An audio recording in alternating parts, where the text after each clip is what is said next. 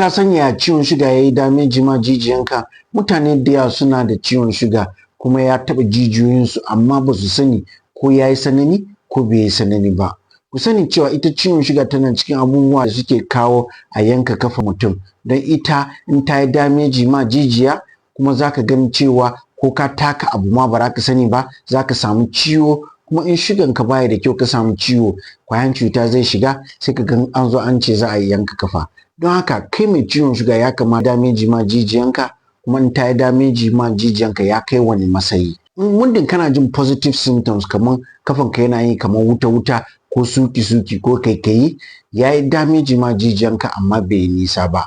Amma in kai gabaki ɗaya baka jin komai, ko an taɓa ka baka, ko kuma kafanka yana nan kamar ba a jikinka ba, yana nan nauyi irin wanda ya tafiya a mota ya jima kamar sai ya ji kamar ba kafan shi ba, wannan alama ne cewa ciwon shuga ya yi tsananin damage ma jijiya. Banda haka kuma in ya shafe sawu ne ba kafa ba, alama ne ciwon shuga ne ya kawo wannan damage. Banda haka kuma in yana tada kai daga bacci, za ka tashi daga bacci kafanka yana yi kamar wuta ko yana kaikayi ko yana suki, alama ne cewa ya yi tsananin damage ma jijiyanka.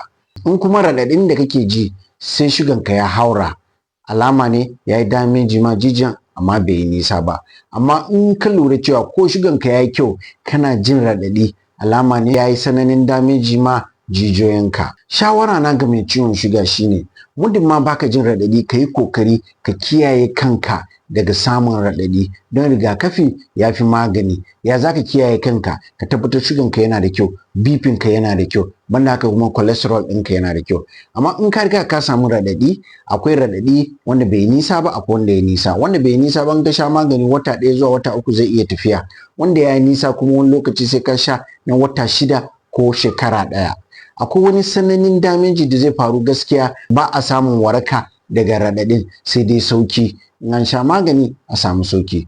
Don haka daga bayani na za ku gane cewa abin da ya shafi damage ma jijiya da ciwon shuga yake kawowa, rigakafi ya fi magani.